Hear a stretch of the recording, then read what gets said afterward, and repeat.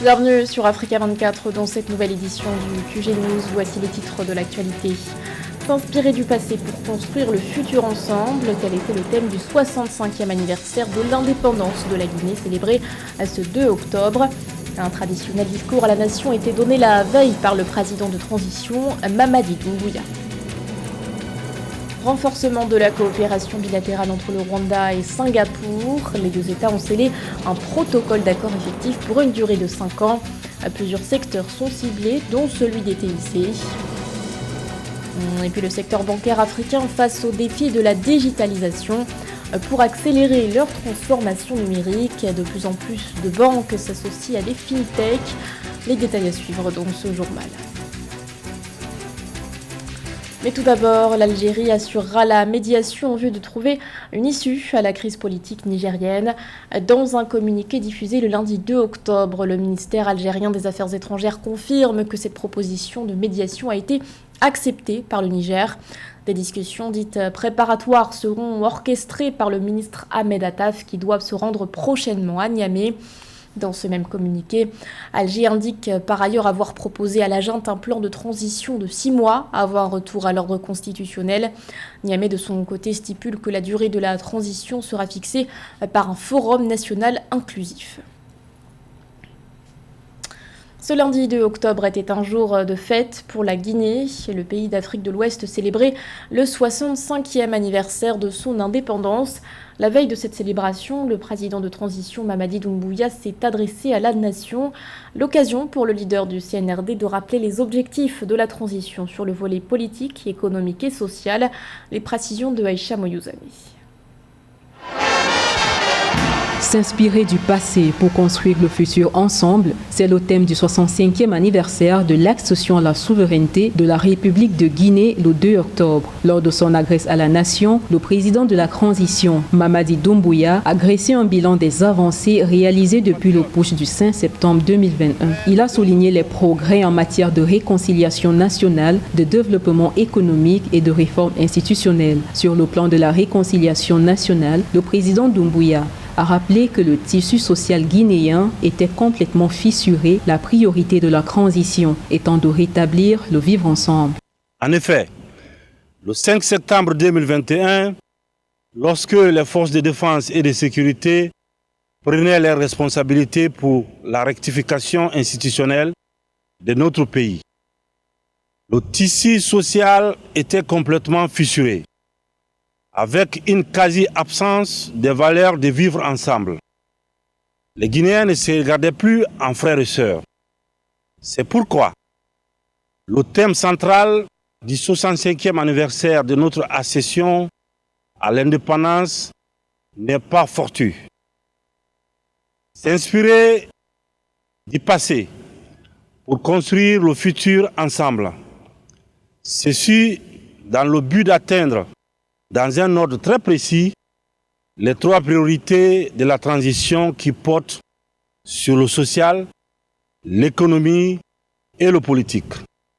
Évoquant le développement économique, le président Doumbouya a précisé que la Guinée dispose de ressources naturelles abondantes qu'il convient d'exploiter de manière responsable et équitable. Il a également annoncé que le gouvernement travaillait à diversifier l'économie pour réduire la dépendance du pays aux matières premières. Pour atteindre ces objectifs, le président par intérim repose les priorités du pays sur la réforme institutionnelle. Il a alors rappelé que la transition était engagée dans un processus de réécriture de la Constitution. Nous investissons dans l'agriculture pour accroître la production alimentaire et créer des emplois dans les zones rurales.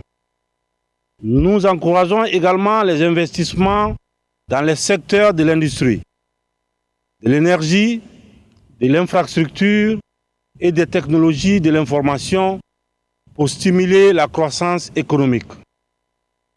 Dans le cadre des secteurs prioritaires, comme la santé, les infrastructures et l'éducation, les réalisations ainsi que les efforts consentis sont visibles par nos concitoyens.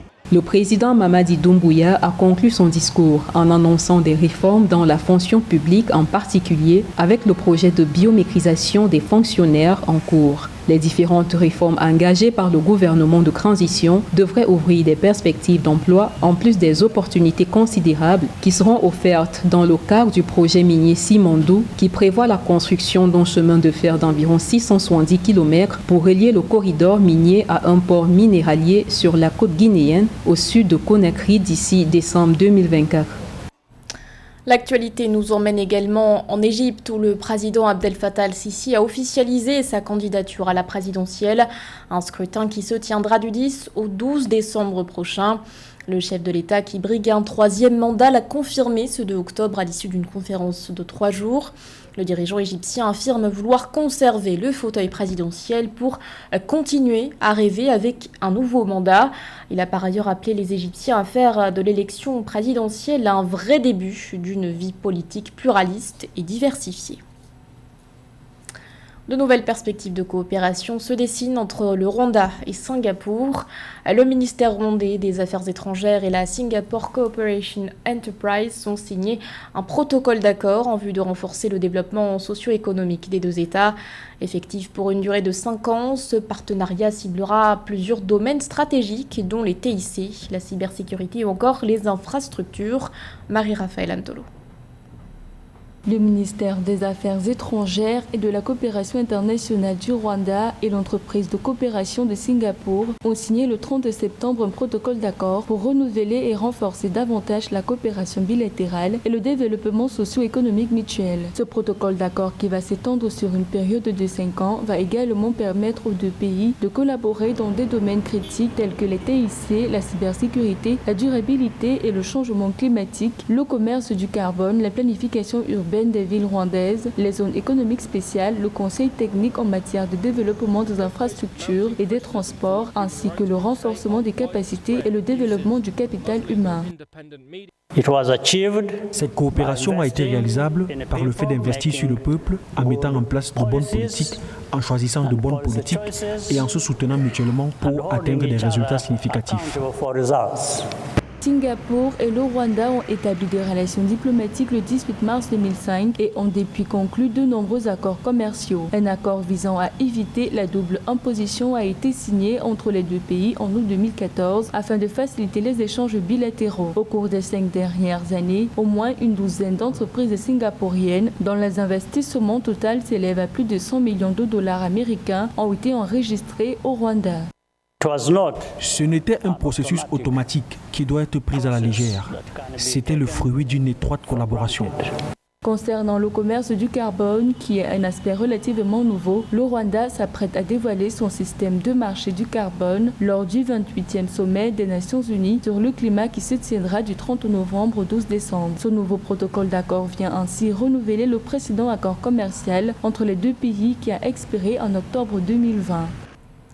Le 5 octobre prochain, l'Algérie et l'Union européenne se retrouveront de nouveau autour de la table des discussions axées sur l'énergie. Une 5e série d'échanges où les deux parties exploreront de nouvelles pistes pour renforcer leur coopération énergétique. Premier exportateur africain de gaz naturel, l'Algérie est l'un des principaux fournisseurs en gaz de l'Europe avec des réserves avoisinant les 2500 milliards de mètres cubes. Ameniti. Acteur majeur dans le secteur énergétique, l'Algérie cherche à renforcer sa position en tant que fournisseur fiable d'énergie en Europe. À cet effet, la 5e série de discussions de haut niveau avec l'Union européenne, axée autour de l'électrification et des hydrocarbures, aura lieu le 5 octobre à Bruxelles avec des enjeux considérables. Le pays veut explorer des opportunités pour étendre ses parts de marché. En 2021, l'Algérie était classée au 5e rang mondial pour ses réserves de gaz et au 15e pour le pétrole, représentant à elle seule 11% des importations de gaz de l'Europe. Depuis la crise ukrainienne en 2022, l'Europe occidentale cherche désespérément à avoir des partenaires fiables pour remplacer le pétrole et le gaz russe qui était bon marché. Et l'Algérie se trouve être à côté de l'Europe et puis c'est un partenaire fiable. Et donc je pense que l'Europe a trouvé, et sans pour autant dire que l'Algérie pourra combler tout le potentiel nécessaire à l'industrie énergétique européenne, mais une bonne partie quand même pourra venir de l'Algérie et combler certains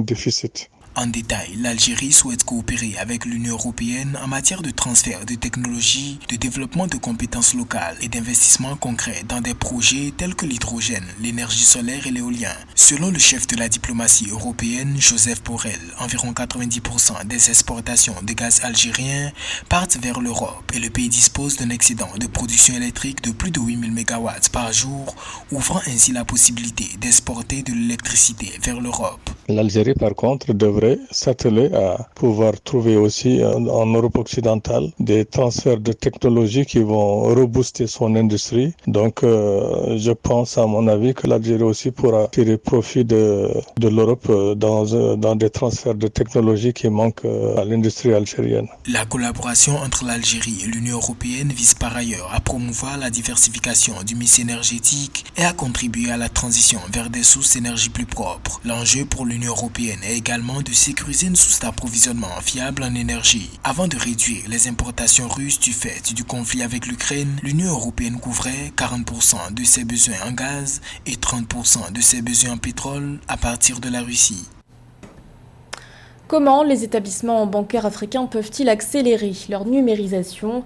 À l'ère des nouvelles technologies, la transformation digitale est devenue un impératif, notamment pour améliorer le taux de bancarisation. Pour y parvenir, les banques se tournent davantage vers des sociétés de technologie financière.